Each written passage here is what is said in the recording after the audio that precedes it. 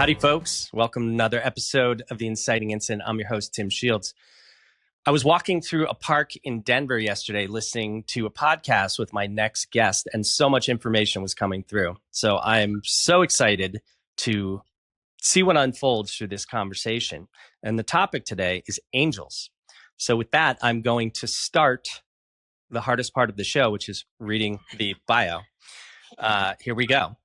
Dr. Alisha Das is considered a global authority on spirituality with a special focus on angels. She has been featured on ABC, CBS, NBC, Coast to Coast, the front page of the Huffington Post, and numerous podcasts and summits. With a 2-book deal with Penguin, we'll just say Hay House. Her book, Your Angelic Ancestry, launches May 12, 2026. Her radio show and podcast, Live Your Love. I don't know why I keep wanting to go live your life. Live Your Love, check it out, reaches 200,000 plus listeners and has welcomed luminaries such as Marianne Williamson, Jack Canfield, Neil Donald Walsh, Marcy Shimoff, and John Gray. She is in the cast of an upcoming documentary heralded as The Next Secret with much of the original cast. A keynote speaker, healer, and spiritual psychologist, Dr. Alisha Das has led more than 250 transformational seminars and was the keynote speaker at an event opened by multi-platinum artist Moby. More than 250,000 people have completed her quiz, Which Archangel Are You? And her blogs have received more than 5 million views. Wowzers. All right, welcome. It's so good to see you. Delighted to be here. Yeah. I always open this podcast with the same question, which is, who were you? Where were you? And did you have any idea who you wanted to be when you were 17? Actually, when I was 17, I was applying to Harvard and to a lot of schools. And I remember my entrance essay was all about that I so thought from this very triple type A family. And I thought I needed to know exactly who I wanted to be. And the whole essay was about realizing I didn't. And it was a whole analogy to dancing. I was a dancer at the time, and how dancers, they twirl on their toe shoes, and you see this beautiful twirling satin. What you don't see is these terrible calluses underneath, which represent all the work and the passion that goes into dance. Then you put all the work in, and then you have to completely let go. And so it's kind of an analogy to, this was a long time ago before social media, where people compare, other people's front stage to their backstage. So at 7th, the short answer, I'm giving you a long answer to your short question. I didn't know. I was in my own spiritual awakening at that time. And my family, I have a rare disease in my family, which is that everybody is an MD, everybody. And I was pre-med. And then I realized I don't want to do that, but I don't know what I do want to do. And so I was really in this divine unknowing, which was hard to reconcile when I was from such a type A family. So. And where did you grow up? Indiana, and then went to the deep south of Tennessee. Oh, okay. And did you wind up going to Harvard, or where did you wind up going? I ended up at Emory. I was made all the cuts for Harvard, and then I didn't think my father would pay for it. And so I had one more thing to do, which would have been the easiest thing, because it was to write an essay about your life. And I had a kind of an interesting life at that point. And being a writer was really what I did best. And so that was the only thing I needed to do. And I ended up not doing it because, again, I didn't think he'd pay for it. Later, decades later, he's like, oh, yeah, I would have paid for it. So anyway, I ended up going to Emory, which is called the Harvard of the South, and was pre-med, and did that for 2 years until I went, wait, this is just a reflex. And so I ended up completely switching to things that were more me. Yeah. Well, I mean, that's great, because anybody who thinks they should know what they are supposed to do when they were 17 is ludicrous. Mm-hmm. Actually, I knew I wanted to be a writer at 17, and that is a ludicrous path in and of itself. But, according to my research team, which is me, it sounds like you had sort of a direct initiation with angels around 24.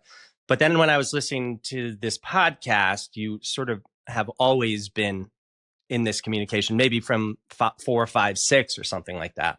3. 3. Okay. Say more. Right.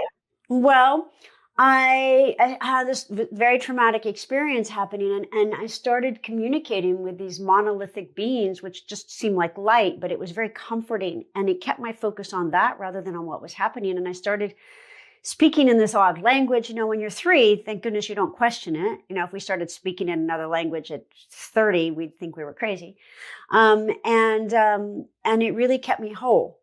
And then I was in rural Indiana, and you don't tell people things about them that you can't know because they call you a child witch, which they did. And so I shut up about it, and I really shut down that communication until I had an experience with, this is probably not your usual podcast material, Tim. I had an experience. I love it. I had an experience with an extraterrestrial a craft. And they didn't abduct me. It was very positive. They spoke to me telepathically from a field next door. I had this big open field next to my home, and they were there. And they spoke to me, and they basically said, open up your awareness. Don't tell anybody. And that was the communication. And so that's what I did, but I didn't tell anybody. And then when I moved out of the house, went to college, and then to New York, it started opening in earnest. But you're right, at 24 was when I stepped into an angelic workshop, heard my angelic names, and that really opened me up to the angelic language much more consciously. And that really started my adult awakening.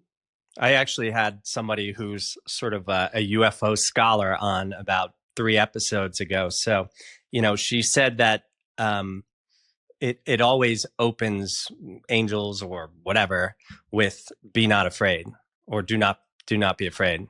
And that's exactly what I like to say, because the most common expression in the Bible, not that I'm going to get biblical on you, though I could, I'm an ordained minister, but I'm equally committed to my esoteric metaphysical path. The most common expression that angels say in the Bible is "fear not," because they are awesome, could be terrifying beings, because they're a direct extrusion of spirit, of God, of the divine, of the celestial. My experience with extraterrestrials is I've had very limited experience. That's it. Mm-hmm. So I'm by far not an expert on it, but that was incredibly positive. And again, I was a child. I was probably 8 or 9. I had no fear, none. So for me, I didn't experience the fear not because I had no fear. Mm-hmm. But I think it is a similar thing, and they can open us up then, because if you're willing to communicate with an extraterrestrial, it's not such a big leap to communicate with a celestial being. Yeah. I think I was on this walk one time, and, if dimensions are simply vibrations of consciousness, I think of angels as sort of this higher stratas of consciousness. Mm-hmm. Is that fair to say? Yes. And I also want to add a little nuance to that, which is, in my experience, the angelic is a parallel realm to Earth, right? They're not higher or lower. Just like on Earth, you have beings who just spawned from God, and they're raping and pillaging and like, oh boy, cool, next lifetime, lopping off heads, cool, next lifetime, right? So not very evolved. Then you have a Rumi or a Jesus, etc. You have much more evolved beings. Well, angelic is the same, but a much bigger range.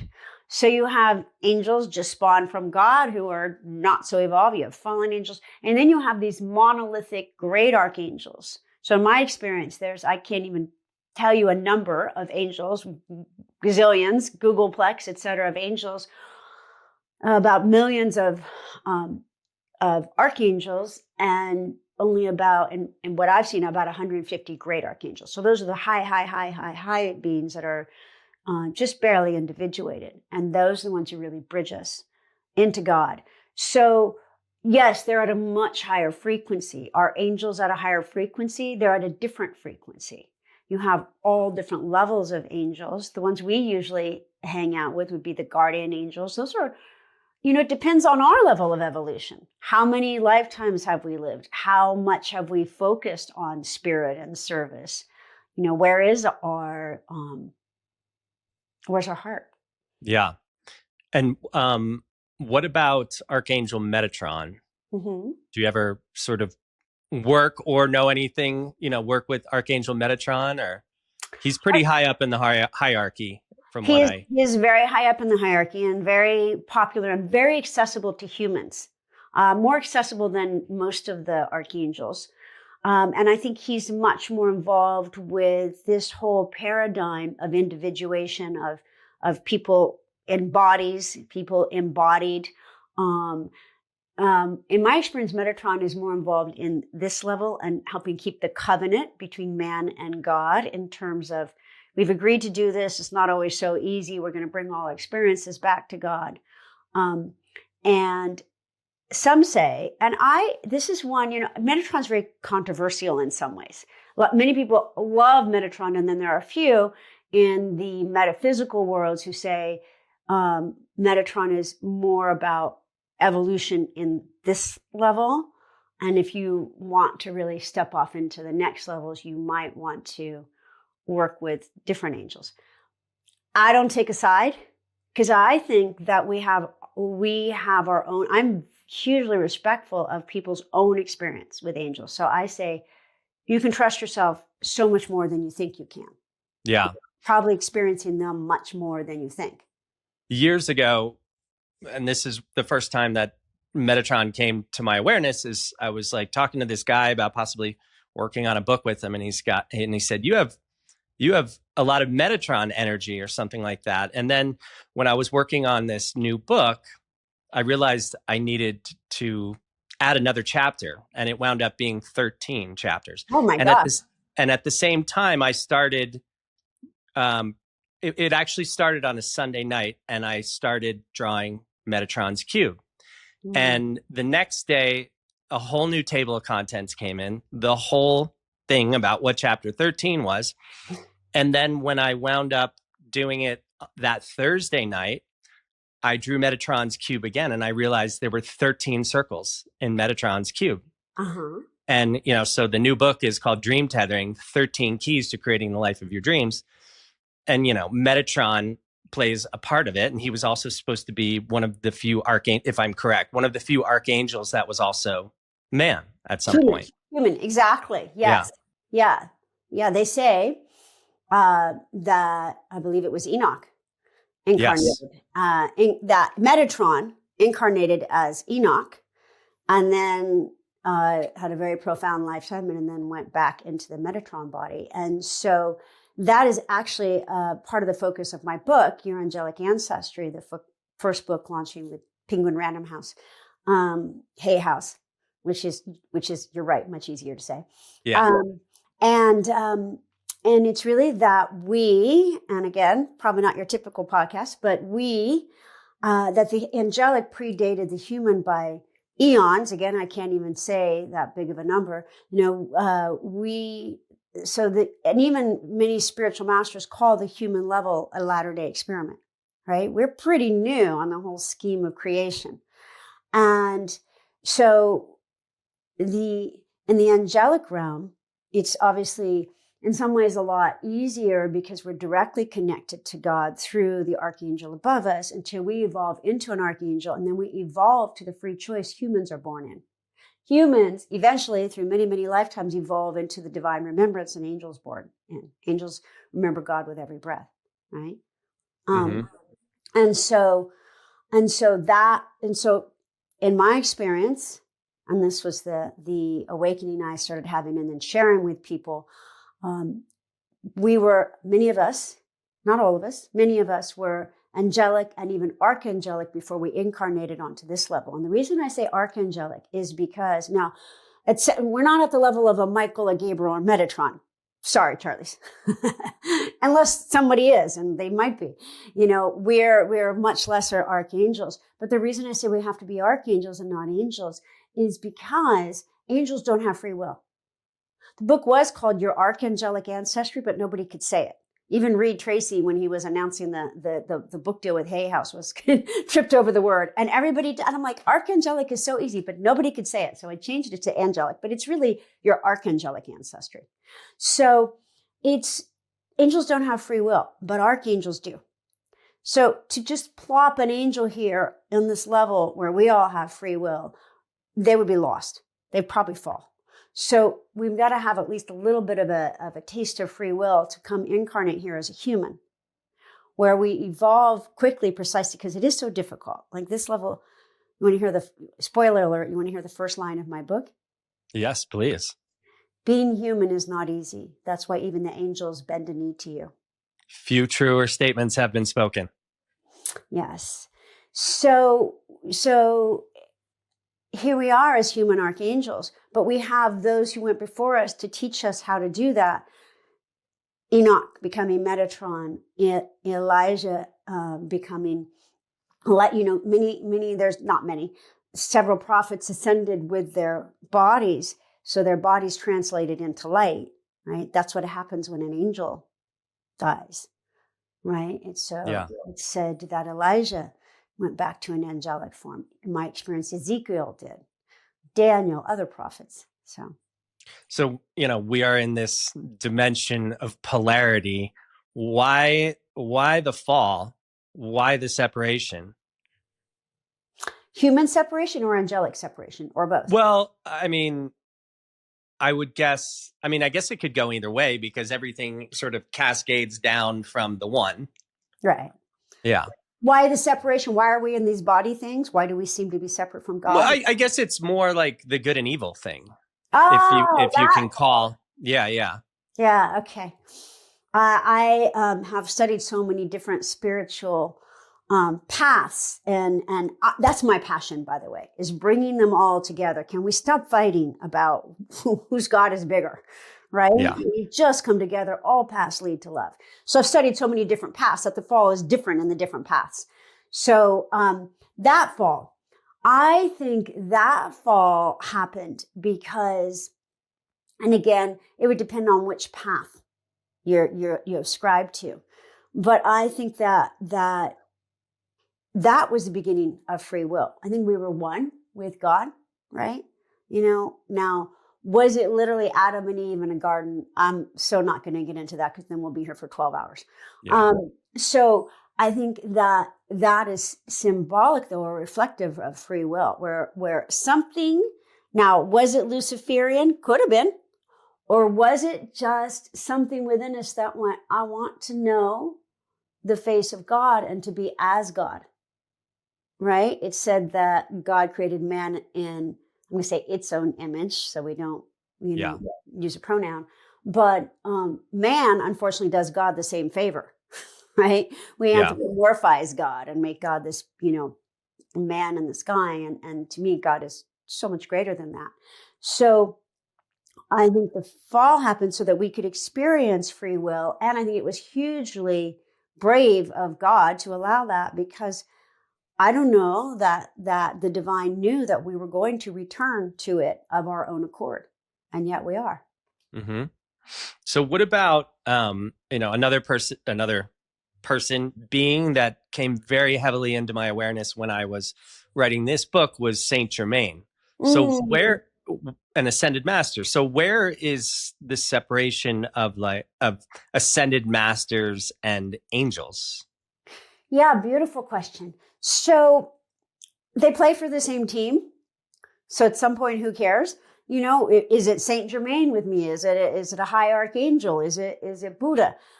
At some point, it's like, it doesn't matter. But what we always want to do is be discerning that it is positive, right? So to answer your question, ascended masters, remember we just talked about humans who have ascended, taken their form with them. And that's the same thing that angels do. That's an angelic death, which I witnessed after my parents died 6 weeks apart. They, I obviously was grieving, and they showed me angelic death. And which is very similar to what an Elijah did. Their body divides into millions of points of light, and then next lifetime they reconfigure it. And wow, same body, same name. That's why in this book it's discover your archangelic name, heritage and higher purpose, because you have one angelic name. We have tons of names, right? My name's Alisha this lifetime, half Indian, half English. Last lifetime I could have been Ming Pao Chu in China. Before that I could have been, John in Scotland. Before that I could have been, etc. So they have one name, one body. We have many bodies, many names, right? Not too technical, but we incarnate once, they incarnate many times. So in any case, an ascended master, you could have a high archangel that is as high as an ascended master. And you have also different levels of ascended masters. But as Saint Germain, I would equate as one of what I call the silent or unnameable ones, the very high archangelic. So really either one is a bridge to the divine. To help us ascend. Yeah. I mean, I kind of think of, I don't remember if I wrote this in the book or it got edited out, but we sort of put these, and this is just my interpretation, but Jesus, all these ascended masters as kind of something separate, and we sort of worship the man, the being. But I think it's to merge with that frequency of that being, because according to all of the great texts, and the Christ consciousness within is within, the light is within. I couldn't agree more. 1,000,000%. I mean, Jesus said, "These things I do, you too shall do, and even greater, because I go to the Father." People always leave out that last phrase, which to me is the most important. So to me, and again, I'm very, into mystical Christianity, but he, when he ascended, again, here's our theme here. When he ascended, he went to the Father, to the Lord, right? To God, to the Mother God, whatever we want to call it. And when he did that, he laid out a path for us of grace, to then do exactly what he did. And as he says, and even greater, because he paved the way for us. He took us from law to grace, or at least to the opportunity of grace. Mm-hmm. So how do we go about sort of discovering our angelic ancestry? Well, it's again, that's what the whole book is about. So, but I'll oversimplify it. So it's intention, right? Most people who have an angelic ancestry, and I would say that is most people on the planet, simply because the angelic is so much more. There's so many more angels, and it's so much older, and Earth is tiny compared to, and humans are tiny compared to the amount of angels. So I think many of us came from the angelic, or at least had a field trip there, if not many, right? So it's really that part of us. So there's a portal open now where we can now be aware of our angelic heritage.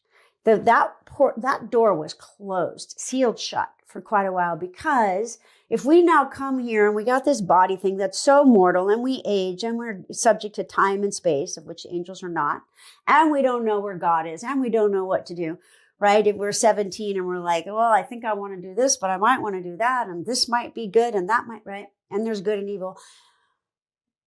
And we know we came from this place where God was always with us. The will of God was disseminated to us by an angel above us. And we had really not a whole lot to do but praise God, and perhaps we're a record keeper angel, and we're keeping the records. So, we would want to go back there where it's so much easier and lighter, right? And not engage in this. So we had to forget that. Otherwise, let me go back and squeeze into my pastel robes and hang out with God, whom I never forget, right? But there's an incredible lesson, and there's incredible lessons and beauty here, right? And so that door was closed for quite a while. But now, in my experience, that portal is open. That door is cracked pretty widely. And the light is shimmering in, and people are going, it just feels like this is not it. This is not my home. Like, I kind of remember somewhere else that was easier, better. And it's not at all to go back there.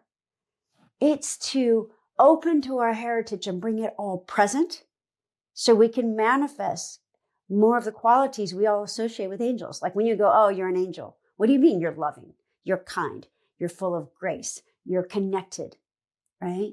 So we can manifest that in this present moment and bring their realms together because they're merging. Yeah. Not physically, because the angelic is not physical. Clearly, they're merging in consciousness. So how do we do that? Sorry, it's a long answer. It's No, I mean, we all want to learn. We all want to hear this. So take however much time you need to Thank explain. you. Yeah. It's almost a 300-page book, and that was hard. Yeah. To cut and cut and cut. So, so it's, first of all, it's an openness. Second of all, it's realizing that you're not wrong, you're not crazy, right? That you can open not only to angels who are always present and always ready to uplift you, but you can open to the angel within you and to start connecting to the part of you that is a messenger of God. Angel means messenger of God. That is a messenger of God yourself, keeping with our theme. These things I do, you too shall do, and even greater. So yes, of course, it's, when we're in the night and we're struggling and we're anxious, Michael, help, right? Metatron, help, right? Sure, absolutely. And they will.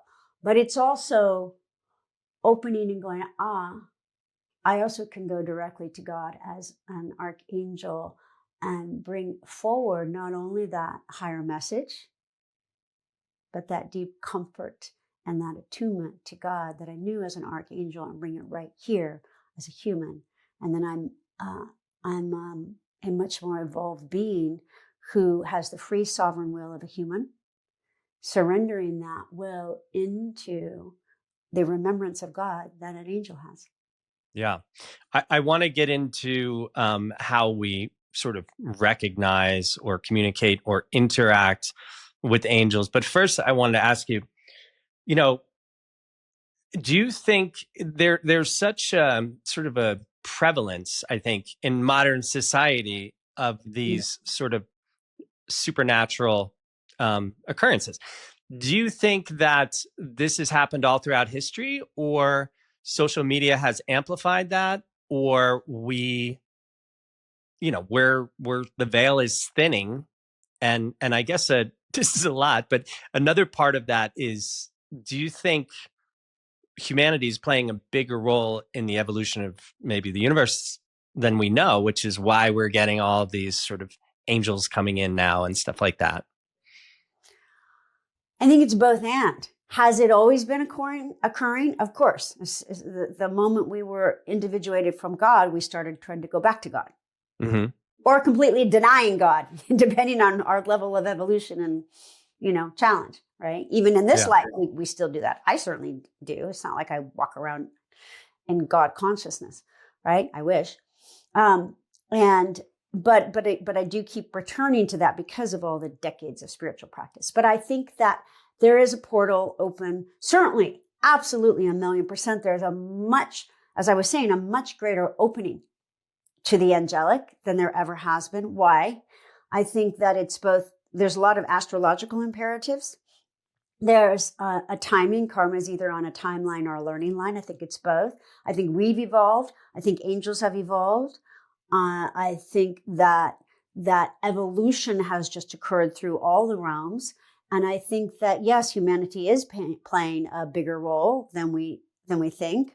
I think our planet is rising up. And that's why it seems like we're in this period of intensity with all these natural disasters. I mean, I'm sitting here in the Palisades, where the huge fire ripped through and ran through flames. I got trapped behind the 100 cars, etc. My home is clearly intact. It shouldn't have been. The fire started here. So I watched it out my kitchen window. I'm here in the Highlands, right close to the trail where it started. And, which I can tell you the whole miracle story of that later if you want. But I definitely want to hear that. Okay. Yeah. So, but to answer your question, I think it's both and. Has it always been occurring? Yes. Is it occurring at a more accelerated rate? I believe so. That's my experience. I think that's why there's the intensity. I think you stir the pot. You go, okay, I want the clear broth. So all this stuff is coming up to the top. Yeah. And I think that we as humans are playing a huge part in the upliftment of consciousness. Yeah. I mean, it seems like there's a greater war going on, and it's a spiritual war, Mhm. and it's, if everything is coming from oneness and moving down through these dimensions, it's, it cascades down through these dimensions to this physical reality. Is there a spiritual battle going on above us in sort of higher dimensions? And Always, yeah. always. And is that sort of, do you think that is, well, it wouldn't be angelic. Well, I don't know. Do you think it's other kind of species or planetary beings, or there is that kind of Lucifer light darkness thing happening? Again, yes, and. Yeah. I love your questions. Most people do Thank not you. ask such interesting questions. I mean, everybody asks interesting questions, but we, I feel like we are getting into some very deep esoteric stuff, which I love. Yeah. I think it's both and. Is there an angelic war? Sure. Lucifer was the first angel. Jesus was the second. Interesting. Mm-hmm. That's it. That's biblical. Yeah.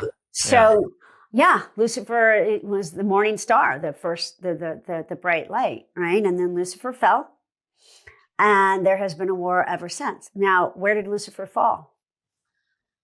Here in the Oh, yeah. earth, right? Now, when Lucifer fell on earth, then he became Satan. So Lucifer is still an angel, wreaking havoc. But see, Lucifer, it's not that I want to get a lot into Lucifer because it's not that fun. But yeah, we don't need to. But Lucifer was not like, oh, I want to kill everybody. Lucifer was very attached to the plan of law, an eye for an eye, a tooth for a tooth. Balance to the last farthing, and balance. So, like, if let's say you rode with Genghis Khan and you killed 350 people under the Luciferian plan, even if, let's say, lifetime 58, you go, because now you've killed 350, you got to come back and be killed 350 times. That's a lot of lifetimes. So even if like around lifetime 58, you wake up and you go, enough of violence. Go ahead, and you keep choosing love and you keep choosing nonviolence. You still got to be killed 200, I think my math is off, 248 more times or whatever. yeah. Why? It's a waste of life. You've started to learn. So when the Christ was incepted onto the planet, grace came forward. Now you can start working out your karma if you really sincerely changed through alternative ways, service, dreams, working with spiritual masters, spiritual teachers, etc. Right? Lucifer went, that's not fair. Got to be an eye for an eye. You got to be killed 242 more times. And that was not God's will. I'm oversimplifying this by a lot. Yeah. That was not God's will, but God gave us free will. So when, okay, you can keep your plan. That's not my plan.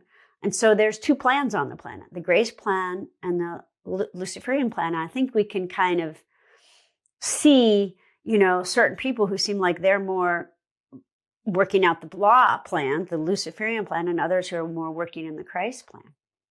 I mean, it's never been more evident. There's so much just, unfolding and every day. And we are learning about some really dark stuff that's happening on the planet. In this new book, and this, you got me thinking yesterday when I was on this walk, but I separated sort of the authentic self, the true self, and the higher self. And the higher self is the one that individuated into the true self. And the true self is the soul that moves throughout lifetimes. The authentic self is the person that awakens to their calling. And that is what puts people on the spiritual journey. So I was kind of thinking that, angels sort of operate with our true self, with the soul. But it would seem that they actually, I don't know, they have a very real presence in our physical reality. And do they sometimes take on physical, like people and physical forms to maybe get us out of a pickle or, things like that? They do. And again, I would say it depends on which angel. So I suggest you work with the great archangels or your guardian angel, and sometimes big groups of angels. Now, In my experience, 99% of the time, we're going to be hanging out with positive angels. Like the dark ones don't really get to come in unless we give them that opening. And we've all done that, with our choices, right? And But fear is the greatest opening to allow, absolutely. we're programmed into it from such an early age. Mm-hmm. Absolutely. Absolutely. And so the high archangels, do they work with our soul? Of course. Of course. Our true self. Absolutely. They help us climb out of that false self or that lower self into our true authentic self, into our soul, and even beyond the soul, into pure spirit. So tell go me ahead. You had another question in there. Oh, well, I mean, I guess that was, you kind of hit it. You hit it there, but so how do we sort of recognize and maybe begin to work with or call in, have a relationship with our guardian angels or archangels or etc.? Sure. So, and that's actually a way to start opening to your ancestry is pick the low hanging fruit. It is pretty easy to connect to your guardian angel. The first thing is to be open, to take a leap of faith. That's true with anything, any spiritual thing where you're going to connect to the invisible. It's really to be open and curious and to unhook your mind. Easier said than done. But once you start connecting with the angels, that's the first thing that happens is they move well beyond your mind, and your mind generally will get out of the way, right? And so to connect with your guardian angel, first it's openness, it's intention, and then asking them, saying, please help me be aware of you in a way that I can understand and receive. And that's important because you want them to come in a way you can really get. And often we will experience our guardian angel in the way that we experience love or spirit. If we're on a spiritual path, we might hear celestial sounds. We might just sense it. We might know it. We might have a kinesthetic awareness in our body. Well, we're going to sense angels in the same way because they're celestial beings. Mm-hmm. So it's really taking that moment. And in the book, I have a whole guided meditation, audio meditations, and that's the first one, because that's the easiest one, right? To connect with the guardian angel, to connect people to their guardian angel instantly. And it's really, you've already connected with your guardian angel, right? Just didn't realize that's what it was. So the more that you can consciously do that, the more they can come in and help you. Just like things like, I just experienced this yesterday. I didn't even realize they did this, where I was having a lot of anxiety, again, dealing with insurance, with the Palisades fire. I'm back in my home, but literally right before this call, I had a Harvard researcher taking my blood to see if I have lead in my blood, which I do because of the fires, right? So that can cause some anxiety. And so I was feeling anxious this morning, and I'm like, hey, could you just take those negative thoughts? And they said, sure. So they took the negative thought, then I had to replace it with a positive thought because I have autonomy and free will, right? Mm-hmm. I'm like, did you take it again? And so we kept doing, I'm like, are you actually taking negative thoughts? And they said, no, I'll tell you later what I'm actually doing. But you see, with spiritual experiences, we often need to take that leap of faith, experience it. Once we experience it, then we have the knowing, and then we have the understanding. Right? Yeah. We need to understand it first. It's usually that's the last thing that comes. So kind of a long answer to your question, but it's openness, asking them to come in, and then asking them to communicate in a way you can receive, and then being open and taking that moment to just connect and see what you experience, and then opening more, and they will start to come in, and then you give yourself the benefit of a doubt. People are like, well, I didn't see. People say to me, oh, I don't see wings and, jewel tone robes. And I like to say, I don't either. And they're like, wait, you're the angel lady, which is a moniker that my type AAA dad would have loved. And I'm like, because I more know them. They're formless. They're knowable, but they're formless in my experience.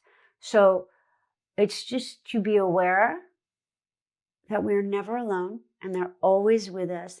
And then sometimes an easy way to do it is to start speaking a message out loud from them, to journal with them, to take a walk with them. And inevitably you start to have more of a relationship. You might ask for a name, ask them for an image. What do you look like? Yeah. So, and then same with the great archangels. It's a little bit more of a leap, but very, very accessible.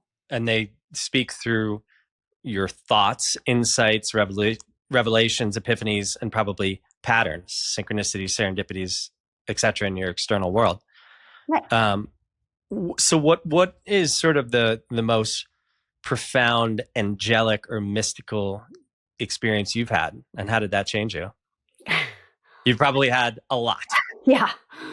So I don't know that I can go with the most, because I'd be whatever comes to mind.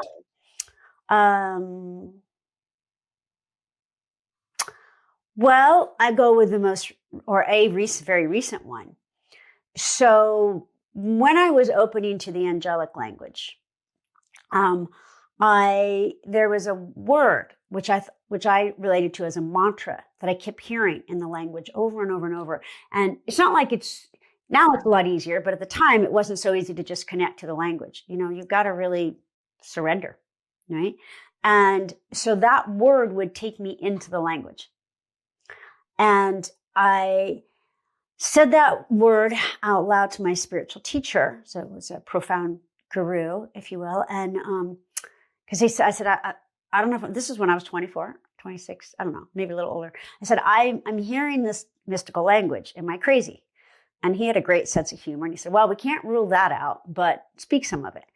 And so I said that word. And he said, yeah, that's the angelic language. Be very discerning who you speak that with, because it transports people to another realm, takes them right into that realm. And so that's something I've never forgot. So I am very discerning. People are on podcasts all the time, like, well, speak some of it. I'm like, I can't, because if somebody's driving, if they've got a knife in their hand, whatever, it's sometimes, especially if they haven't heard it a lot, they'll tend to kind of instantly fall asleep, or they'll tend to go into bliss, and that's not good on the 405. And so in any case, 405 is a freeway. I forget you're in Denver. Yeah, I was living in California for quite a while, so. Oh, okay. So you know the 405. Yeah. You've sat in that parking lot, probably. Yes, for sure. So I never said that word out loud to anyone ever again. I've spoken the angelic a fair amount to people, not a ton, but I have in public, usually at my workshops, just a little, because it's a big shortcut to accessing people into that realm. And fast forward decades, just not even a couple months ago, I had this experience, and it can get, when you move with anything with spirit, it can get very dramatic, especially for the angelic, because I'm bridging a whole different realm. And so I had this very dramatic experience. It was very intense, because I was experiencing the realm, and you can experience many angels moving through you, because just as we're moving into their realm, they're moving here. They're moving into here. And then I heard this word, and I realized with a start that it was not a mantra, it was a name. And it was a name of an angel in my heritage, and the highest angel I had seen to that point. And that was such a profound experience of homecoming, where it's like I experienced my lineage all the way back to that. It was just probably millions, if not more, years ago. That's an inciting incident. Yeah. Yeah. So who are your, what maybe either spiritual teachers or since we're talking about angels, have shaped your evolution the most? The most, again, is ask my kids, I'm a nerd. Yeah. So I've studied lots of different paths. The most, but certainly the angelic, I would have to go with that. That's kind of my jam. That's what I'm here for. So the angel that I mentioned, I don't say their name out loud. Angels don't have gender, but we can relate to them more intimately if we ascribe gender to them. So I relate to him as a him. Certainly there are hers, and really what they are is it's, but that's very personal. So certainly that angel, I'm very close with Archangel Michael. Other angels that I've heard the names for who have been serving more in relative anonymity until now. There's an angel named Asael. I'm not saying it in the angelic language, but that's like the nickname. I give them nicknames. Even Michael is definitely a nickname. Michael is a little closer. So Asael is Asaela is an angel that bridges, great archangel that bridges the human and the angelic. So I think we all have heritage with certain angels. That doesn't make some higher or lower. It makes them more evocative. Like for you, it's Metatron, so it just makes it more evocative for us. I have related very closely to Jesus, to Rumi, to Buddha. My spiritual teacher in this life was named John Roger. He passed about 10 years ago. Also love Muktananda, Yogananda, Satchidananda. So a lot of I'm half Indian. That's Das is Indian. So I relate to a lot of the Indian gurus. There's a lot of incredible teachers on our planet. And for me, it's really been about learning from several, committing to a path, not because that path is any higher or lower, but to really take that to a level of openness and awakening. And then, if I find a different path, then I'll go to that. But I tend to stay with the path for years, if not decades. And the angelic has been really, of course, my whole life. Yeah, I spent 3 months in India and read Autobiography of a Yogi while I was there, and big fan of Yogananda. Gone to his place in San Diego and Encinitas, and I just walked into that garden and I was like, whoa, I just got totally overwhelmed. I'm like, there is so much information here. And so I guess and I want to say, Yogananda's, you would like this story then. So the SRF, the Self-Realization Fellowship, literally at the bottom of my hill. It's 3 minutes away. I live on a mountain. The fire started on the mountain. In LA. Yeah, I know where. In the Pacific Palisades. Yeah, I know right where you are. Yeah, I've been to that one too. The Lake Shrine, right? Lake Shrine, exactly. Yeah. And the fire was there at the bottom. So it started. It started up here. It's literally, I could point to where it started. It started up here. And then, so the fact that my home wasn't taken is extraordinary. So, and then it blew straight down the hill to the SRF.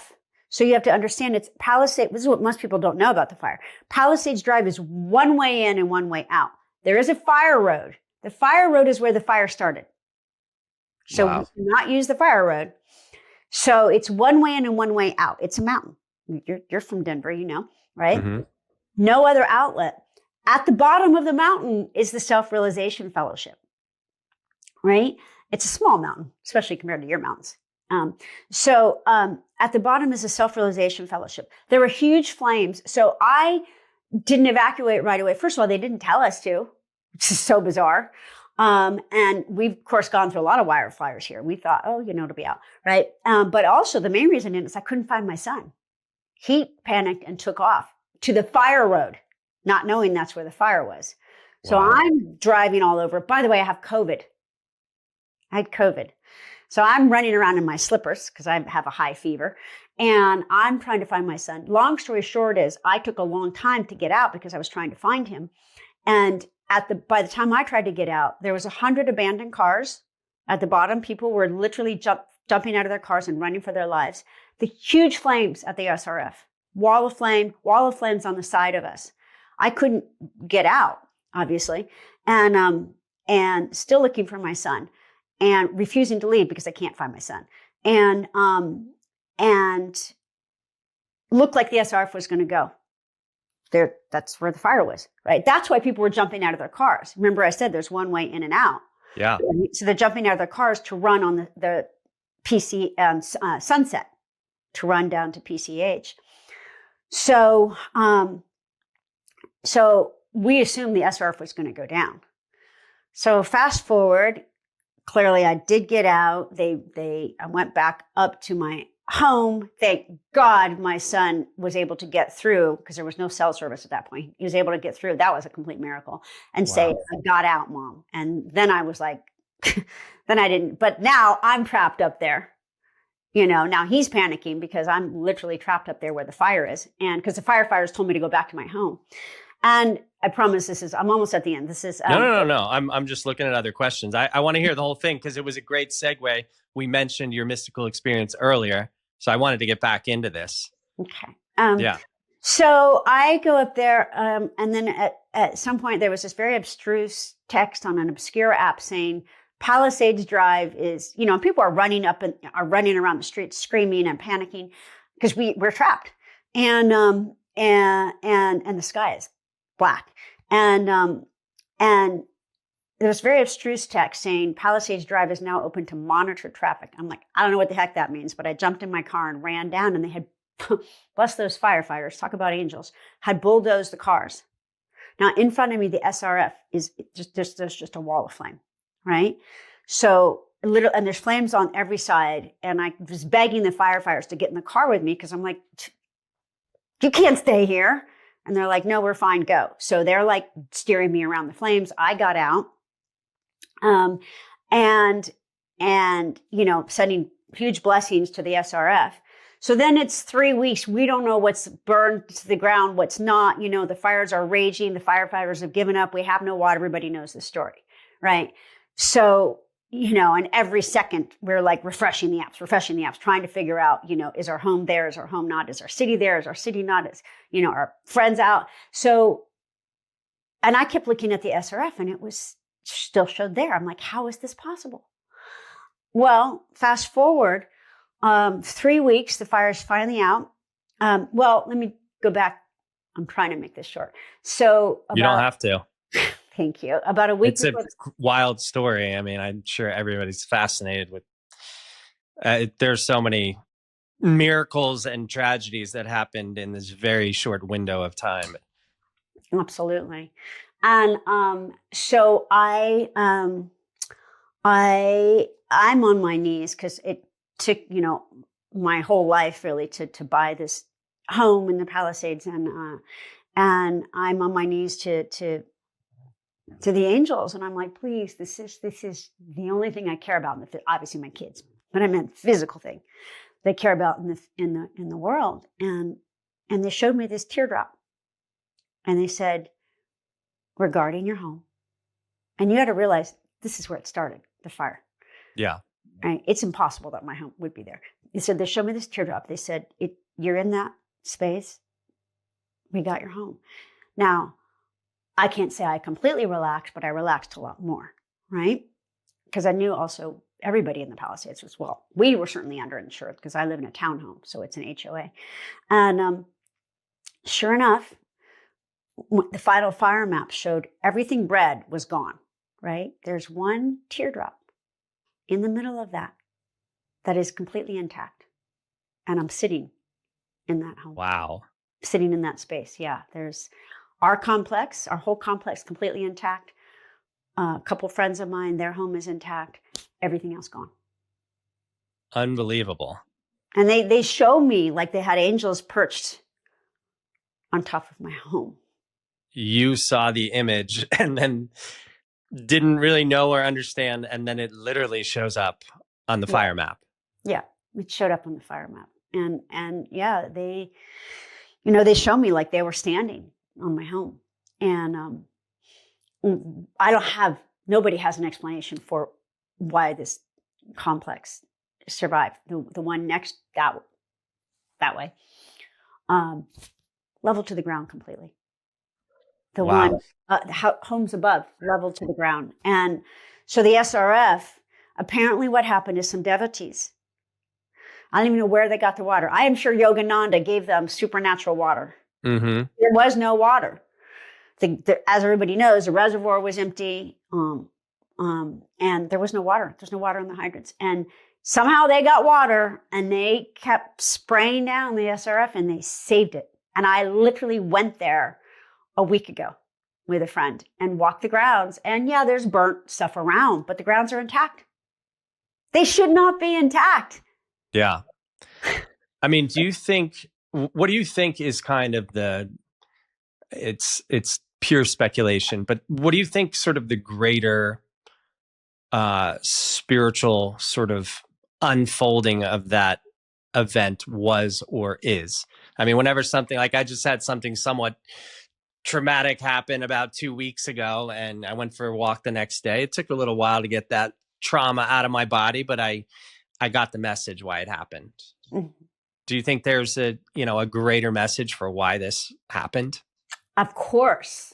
I don't think anything happens that doesn't have a greater message. Sometimes we have to unpack it.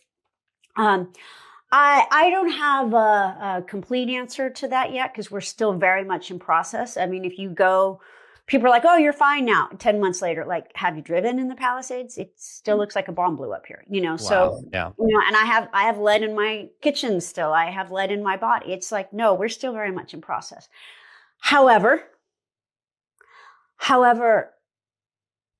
we're also, the fact that we weathered this and the city wrapped its arms around us. I can't say the government did, but the city has wrapped its arms around us. The nonprofits have saved us.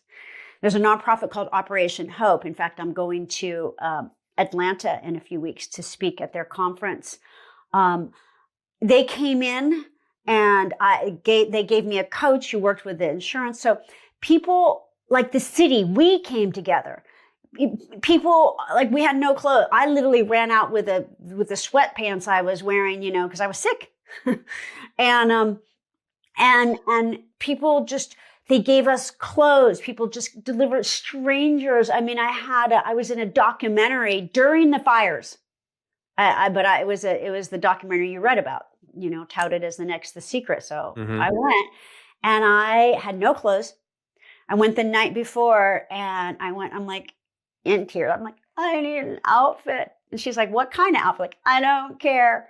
And so this beautiful Black woman, like, wraps me in this bear hug. And she goes, I got you, darling. So she picks out this outfit for me. I don't get shoes. I still have my track shoes because I put on track shoes in case I had to run through the mountains. And that's all I had. And she then I got these clothes and I went to the documentary and they're like, okay, change into your next outfit. I'm like, my sweatsuit. And I wore the makeup artist shoes, but it's like things kept happening, and then on the next couple of days are like, they just opened stores and they just gave us clothes.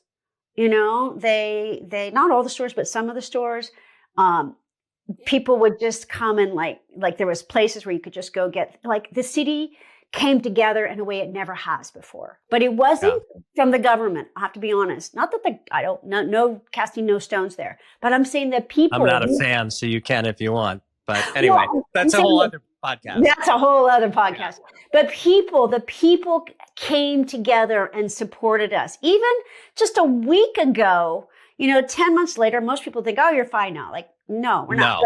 But a week ago, Universal, the studio, Universal Studio, they opened it and they're like, because we didn't even know what we needed. They're like, they opened it and they were, Amazon had donated a bunch of appliances and things and other, Habitat for Humanity has been extraordinary. It's been all the people, the companies coming together and like, they had like, music and they were, they were, women with like pom-poms, like, like the city has not let us fall.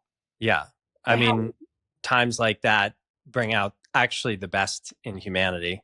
And when I was a young man wanting to be a writer, I knew that if I wanted big things to write about, I had to have big experiences. So that's what I threw out into the universe. And April 1st, 2013, my house burned down. Really? And I ran out of the house. I had to run back in for shoes because I'm like, I might not have shoes for a while. And I was also sick. It was the day after Easter that year. And I went into work and I was like super sick. So I came home and the fire happened that night and I was in the house and mine was the most devastated, but it was one of 3 houses and the biggest fire in my neighborhood in Seattle that year. Wow. And it took me about 7 months to kind of get my life back. I was living in a hotel for probably 2 months, 2.5 months. And it was, it was fun to come back to like a chocolate on my pillow and, a made bed for about 2 weeks. Right. And then it's awful. But all of these people came out of the woodworks. Yeah. People I hadn't spoken to in years. One guy worked at Nike and he's like, "What's your size?" And he sent me all these shoes. Oh. People at J. Crew like helped me out, gave me these huge deals. And I was like, oh, I'm much more loved than I thought I was. That's gorgeous. Yeah. And it was a pretty profound experience. That'll probably be the start. Actually, I've already sort of written it, but the start to some book at some point, running out of my house and watching. I remember the firemen had just broken through the roof and there was a yellow line and all these people from the neighborhood were there. My friends were like 3 blocks away at a bar and they're like, I think that's, near Tim's house. And all of a sudden my friends are around me and I'm just like, oh, hey. And I remember right when they broke through the roof, this fountain, like the Seattle Center fountain, shot out of my roof. And there was this female, like fire lieutenant or something walking in front of me. And she got drenched and like ran away. And I'm just looking at this like, I can't believe this is my life. This is so freaking surreal. But it brings out the best of humanity. But I want to ask you one more. I want to ask you about 1,000 questions. But after 30 years of transformational work, what do you see as the most common spiritual wound people carry?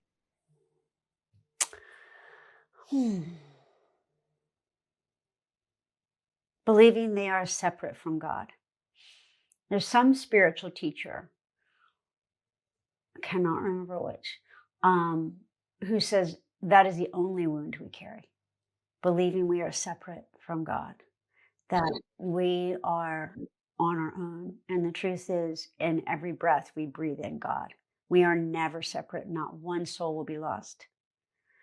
But that it's a very compelling illusion and a very deep wounding, right? And everything stems from that.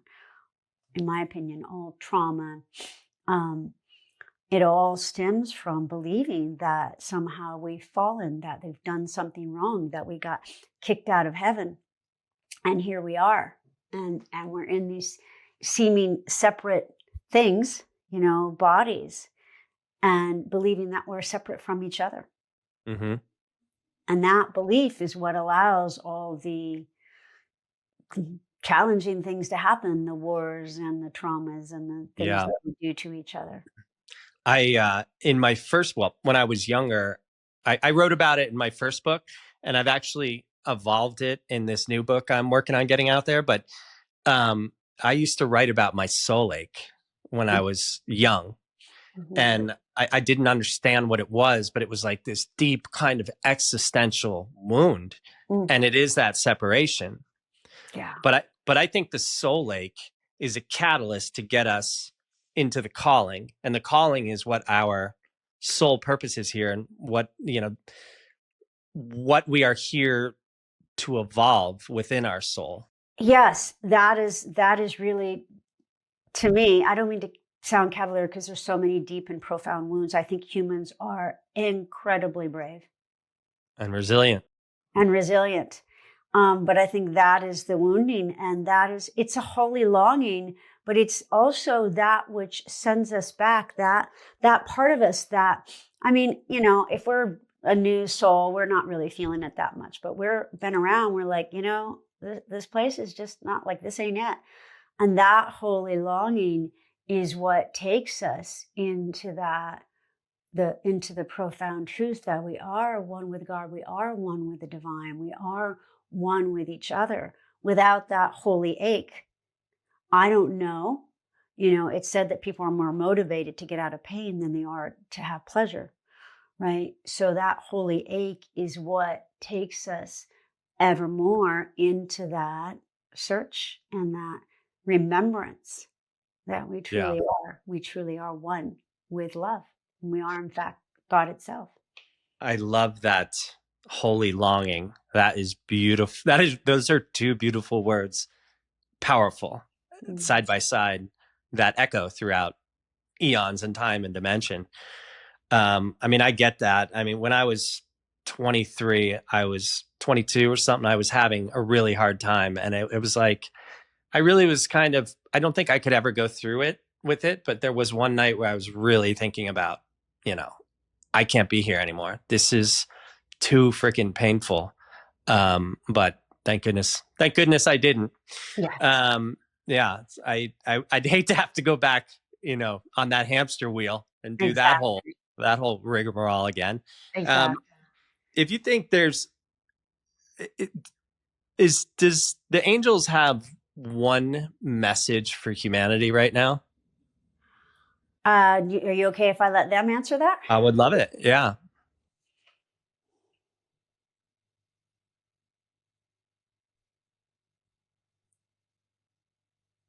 Be open to not just believing, not faithing, but to actually experiencing yourself as one with God, as the divine incarnate. This is the truth you will come to sooner or later. We suggest sooner. It is truly up to you. God has, Spirit, the universe, has endowed you with free choice. Ultimately, not necessarily free will, because the will of God is that itself will be returned to love through you. Individuated souls doing God the very great favor of bringing all your experiences back to the divine. Open your hearts. Allow the angels to pour comfort in. We are with you. We never leave you. We walk side by side, and even we walk within you, continuously reminding you of your celestial origins, of the truth that you are one with love itself now. I love it. What a beautiful, powerful message to close on. And really the whole point of, well, I mean, I'm making it my own personal leap here, but the whole point of this human experience is the embodiment of love. Mm-hmm.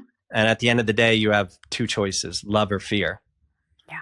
And that's pretty much what it boils down to. So, wow, that was a beautiful thing to end on.